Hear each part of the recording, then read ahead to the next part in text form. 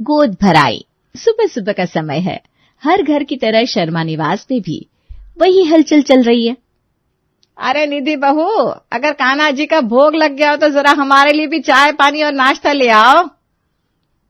अरे कोई सुन ही नहीं रहा, कहाँ मर गए घर के सारे लोग। तभी कमला जी की बेटी सोनी आती है। अरे क्यों सुबह सुबह इतना चिल्ला रही हो माँ? आज निधि भाभी फिर से नहीं बनाएगी कान्हा जी का प्रसाद। क्या? आज फिर से बहू कान्हा जी का भोग प्रसाद नहीं बनाएगी? अरे ये सुनते सुनते अब तो मेरे कान पकने लगे। अब बस भी करो ना मम्मी यार, हर महीने आपका ये ड्रामा अब आपको बनाना ही है तो शांति से बना लो ना। जरूरी है कि पूरे घर को चिल्ला चिल्ला के बताया जाए। अरे बात भोग बनाने की नहीं है सोनी बेटा, बात मेरे सपनों की है, बात मेरे अरमानों की है। 4 साल से ये आस लगाए बैठी हूँ कि कब बहू खुशखबरी सुनाएगी, लेकिन नहीं, ये तो हर महीने अपना वही रोना लेकर आ जाती है। अब हर महीने की तरह मोहल्ले की औरतें मुझसे पूछेंगी, क्या कमला तुम्हारी बहू ने खुशखबरी सुनाई कि नहीं? मेरे तो कर्म ही फूटे हैं, बेटी को ब्याह दिया तो भी कोई मतलब नहीं और बहू ब्याह कर अपने घर लाया उससे भी कोई उम्मीद नहीं। मैं ये बूढ़ी अकेली इस घर में ताकतवर हूं बस। माँ बेटी की ये बातें निधि कमरे के एक कोने में खड़ी खड़ी सुन रही थी। वो कुछ इस तरह निःशब्द थी जैसे आज फिर से उसने कोई बहुत बड़ा गुनाह कर दिया हो। निधि की शादी को 4 साल होने को आए, लेकिन अभी तक उसे मां बनने का सुख प्राप्त नहीं हुआ था। कई बार ट्राई करने और शहर के कई बड़े डॉक्टर्स को दिखाने के बाद भी उन्हें कोई अच्छा और सटीक आंसर अभी तक डॉक्टर से नहीं मिल पाया था। आगे की कहानी के बारे में बाद में बात करेंगे। अब चलते हैं कमला जी रसोई कैसे संभाल रही है ये देखने। कमला जी रसोई घर में जोर जोर से बर्तन पटक रही है। अरे कमला जी क्या है भाई, आज क्यों इतने जोर जोर से बर्तन पटके जा रहे हैं? आप तो शांति रहो, मेरा मुंह मत खुलवाओ। तभी राहुल भी वहां आ जाता है। क्यों माँ, आज ऐसा क्या हो गया कि मुंह ना खुलवाए? अच्छा माँ, मैं क्या कह रहा था कि आज मुझे और निधि को अपने बॉस के बेटे की बर्थडे पार्टी में जाना है शाम को, तो मैंने सोचा आपको पहले ही बता दूं, नहीं तो आप कहोगी चलते टाइम पर बताया। घूमो फिरो ऐश करो, लेकिन जिसके बारे में सोचना चाहिए उस बारे में कोई नहीं सोच रहा। अरे क्या हुआ मम्मी, सुबह सुबह आप बिना बस मुंह फुला लेती हो। हाँ, मुझे पागल कुत्ते ने काटा है ना जो मैं मुंह फुलाए रहती हूँ। अरे किसी को कोई होश खबर है कि नहीं कि घर में आखिर चल क्या रहा है? तभी महेश जी, राहुल और रोहित तीनों एक दूसरे की तरफ देखते हैं। तब तक सोनी भी आ जाती है। मम्मी नाश्ते में क्या बना है? बड़ी जोरों की भूख लगी है। एक ये जिसको ब्याह कर भी कोई फायदा नहीं, और दूसरी को ब्याह कर घर लाए और उससे उम्मीद लगाए बैठे, लेकिन उससे भी कोई फल मिलते दिख नहीं रहा। मम्मी आप ये ताने मुझे रोज ना मारा करो, मैंने कितनी बार कहा है। चलो जल्दी से लाओ, क्या बनाया आपने? लो खाओ, पेट भर के खाओ। तुम सब में से किसी को कोई फर्क ही नहीं पड़ रहा कि इस घर के चिराग की किलकारियां कब इस घर में गूंजेगी और कब इस घर का अंश, इस परिवार का वंश बढ़ाने इस दुनिया में आएगा। कमला जी की इस बात से वहां बैठे सभी लोगों की निगाह फिर से राहुल और निधि पर आकर अटक गई। दोनों की नजरें फिर से झुक गई। शाम को जैसे ही राहुल रूम में जाता है वैसे ही निधि जोर जोर से राहुल के गले लगकर रोने लगती है। अरे निधि, तुम भी ना एकदम बच्ची की बच्ची हो।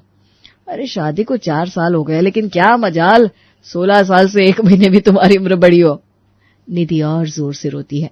आपको सब पता है कि मैं क्यों रो रही हूँ, लेकिन आप बिना बेफिजुल की पहेलियां बुझा रहे हो। अब आप ही बताओ, अगर हमें बच्चा नहीं हो रहा तो इसमें हमारी कहां से कहां तक गलती है? और ऊपर से मम्मी जी हमें हर महीने इतनी जली कटी सुनाती है। अरे छोड़ो ना इन बेकार की बातों को, बस ये बताओ आज तुम इतनी खूबसूरत क्यों लग रही हो? देखिए राहुल, आप ऐसे बातों को टाला ना करो, क्योंकि अब मैं और सहन नहीं कर सकती।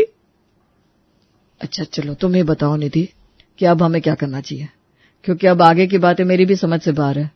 हम शहर के अच्छे से अच्छे डॉक्टर को दिखा चुके हैं और हर डॉक्टर का यही कहना है कि आप दोनों में कोई भी कमी नहीं है, लेकिन बच्चा क्यों नहीं हो रहा ये उन्हें भी नहीं पता। लेकिन हम डॉक्टर की कही बात को लेकर हाथ पर हाथ धरे तो नहीं बैठे रह सकते। ऊपर से अब हमारी उम्र भी ज्यादा हो रही है, हर बात का मजा उसकी सही उम्र पर ही है। तुम्हारी बात से मैं बिल्कुल भी डिसएग्री नहीं करता, लेकिन बात तो वहीं आकर रुक जाती है ना कि करे तो क्या करे आखिर।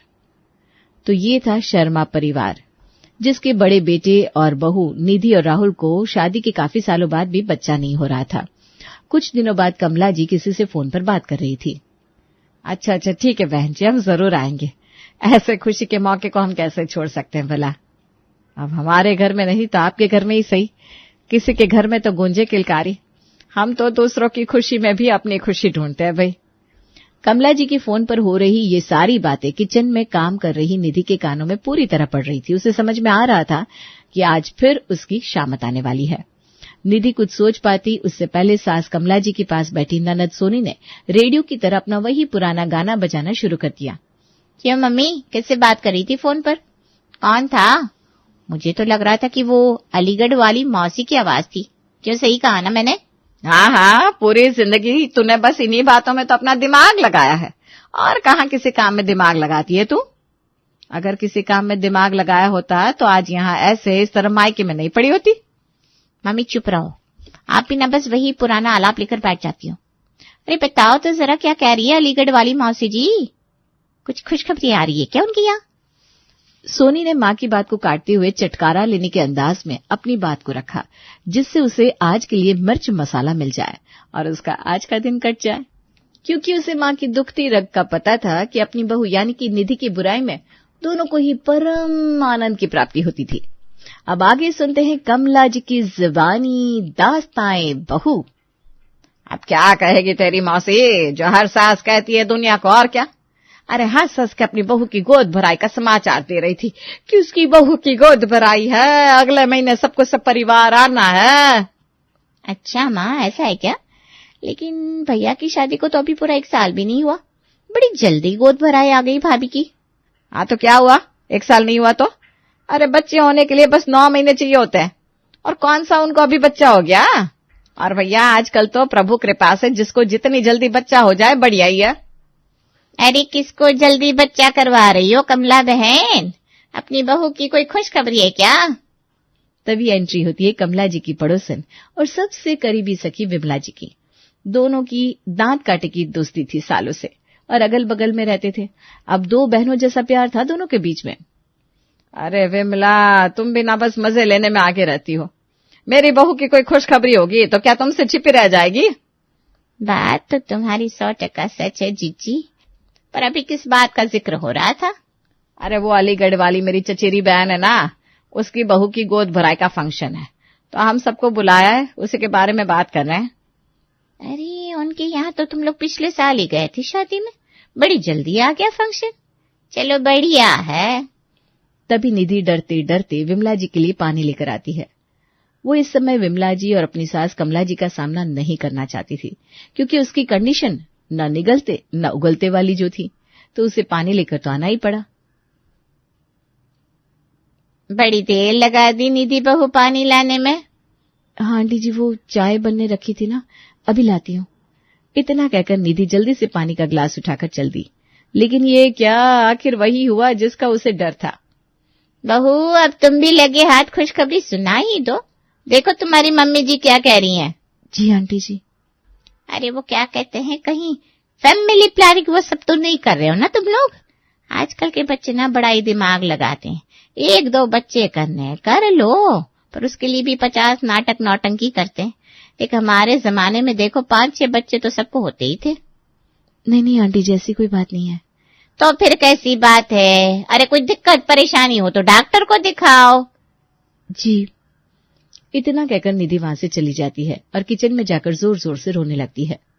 मैं क्या करूं, मेरे दिल की बात समझने वाला कोई भी यहाँ नहीं है। मैं किससे अपने मन की बात कहूं?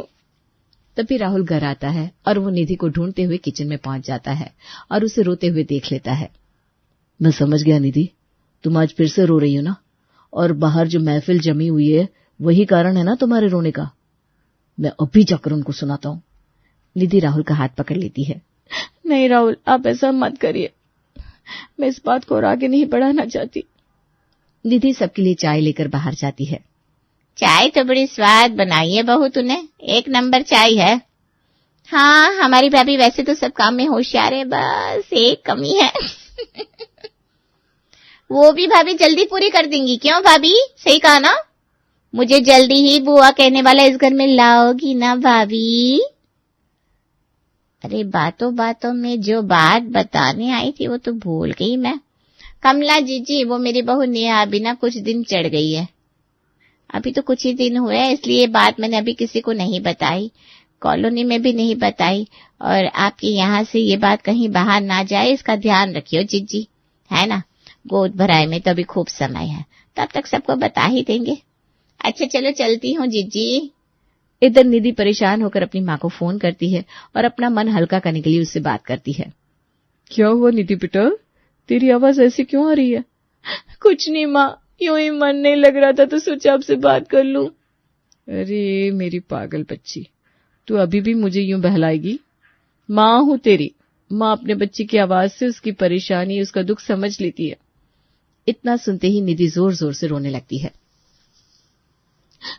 माँ, मुझे ऊपर वाले ने ये सौभाग्य क्यों नहीं दिया कि मैं भी माँ बन सकूं? मेरे साथ ऐसा क्यों हुआ माँ? अरे तुम तो ऐसे बात कर रही हो बेटा कि अभी तुम्हारी जिंदगी निकल गई हो। अभी तो तुम्हारे जीवन की शुरुआत है। और हाँ, माँ सिर्फ वही नहीं होती जो अपनी कोख से अपने बच्चे को जन्म दे। अरे कृष्ण जी को भी तो माँ यशोदा जी ने पाला था। तुम ऊपर वाले पर भरोसा रखो, वो तुम्हारे साथ कुछ भी अन्याय नहीं होने देंगे। हाँ माँ, मुझे भी ऊपर वाले पर पूरा भरोसा है। निधि की यह हालत देखकर राहुल अब मन ही मन कुछ डिसीजन ले चुका था। बस अब वो इंतजार कर रहा था कि मौका मिलते ही घर वालों के सामने अपनी बात को रखे। फिर एक दिन राहुल किसी से फोन पर बात कर रहा था। अच्छा, ये क्या कह रहे हो तुम? ये तो बड़ी दिक्कत की बात हो गई। अच्छा चलो, मैं भी अपना मेल चेक करता हूँ, फिर पता करता हूँ। वहां बैठी हुई कमला जी और बाकी के परिवार वाले भी राहुल की बात को बड़े ध्यान से सुन रहे थे। अरे बड़े परेशान लग रहे हो बेटा, क्या हुआ? अरे कुछ नहीं पापा जी, वो मेरे ऑफिस के काफी लोगों का ट्रांसफर इस बार अलग अलग शहरों में कर दिया है। मैं भी इसीलिए अपना मेल चेक कर रहा हूँ, कहीं मुझे भी तो किसी दूसरे शहर में नहीं भेज दिया। तभी राहुल लैपटॉप पर अपना मेल बॉक्स चेक करता है और सर पर हाथ रख लेता है। लो जी पापा जी, मुझे भी इन्होंने दिल्ली ले जाकर पटक दिया। अब क्या होगा मेरा? अरे होना क्या है भैया, जॉब तो करनी है। वो तो आप अभी घर पर रह रहे हो इसलिए आपको लग रहा है, बाकी के लोग तो बाहर रहकर जॉब करते ही है ना। वो तो ठीक है, लेकिन अब कैसे बात बनेगी? भाभी यहाँ, भैया वहाँ। अरे बहू यहाँ क्यों रहेगी? बहू भी राहुल के साथ रहेगी, फिर उसे खाना बनाकर कौन खिलाएगा? अरे तो फिर यहाँ खाना कौन बनाएगा?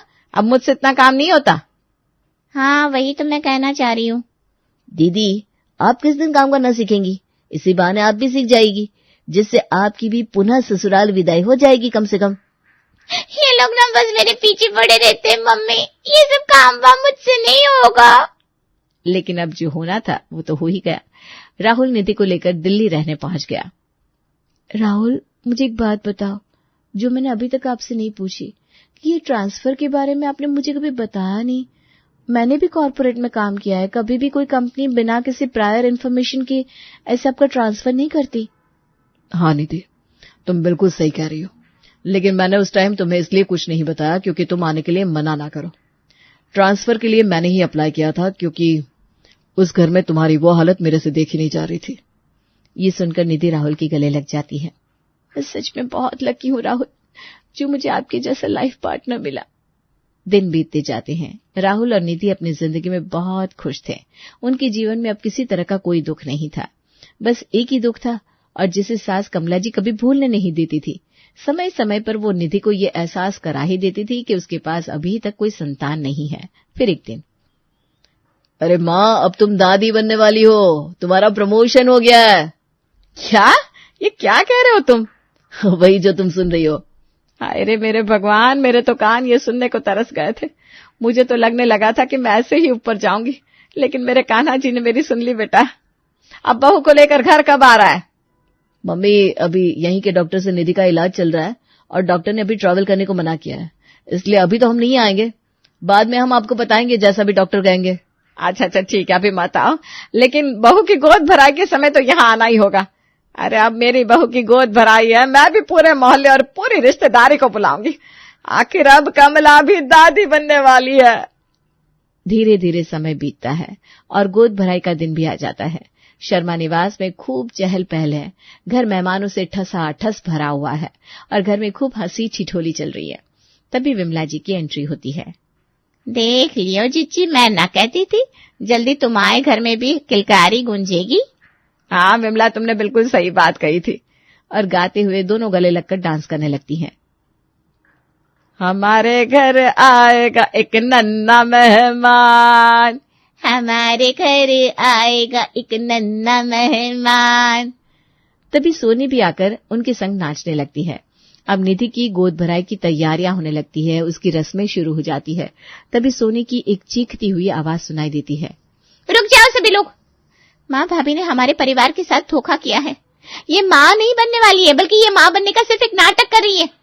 आपको ऐसा करते हुए शर्म नहीं आई? देखो भाभी का ये फोन, इसमें इनकी झूठ की सारी सच्चाई है।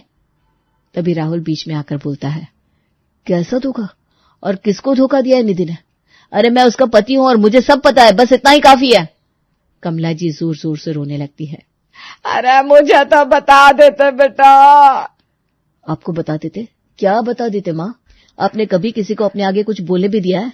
अरे कभी आपने एक औरत होते हुए निधि के मन की बात को समझना चाहा? उसके दर्द को समझा आपने कभी? और आज बता देता हूं, मेरा यहां से जाने का कारण भी यही था। आपके तानों से मेरी निधि डिप्रेशन में जा रही थी और मैं उसे ऐसे तिल तिल कर मरते नहीं देख सकता था। और यहां आए सब लोग जो मुझे इस तरह देख रहे हैं, मैं उनको बता दूं कि मेरी बहन सोनी ने जो फोन पर देखा वो एक बच्चे की डिटेल्स है, जो कि जल्द ही अब हमारे घर की रौनक बन जाएगा। निधि राहुल के पास आकर जोर जोर से रोने लगती है। अगर आप लोगों ने मुझे इतने ताने नहीं दिए होते तो शायद मुझे इतना ढोंग नहीं करना पड़ता। लेकिन अब जब सच्चाई आप लोगों के सामने है तो मैं बता दूं, ये बच्चा मेरे घर काम करने वाली मेड का है। उसके पास पहले से ही 2 बच्चे हैं, इसलिए अब वो इस बच्चे को इस दुनिया में नहीं लाने देना चाहती। लेकिन जब उसने मुझे ये बात बताई तो मैंने और राहुल ने उसके आगे हाथ पैर जोड़े और अपनी झोली फैला दी मैंने। उसने भी फिर मेरी झोली भरने का भरोसा मुझे दिया और बस उसी दिन हमने अपने घर में खबर कर दी कि मैं मां बनने वाली हूं और वो अब जल्दी ही एक बच्चे को जन्म देगी।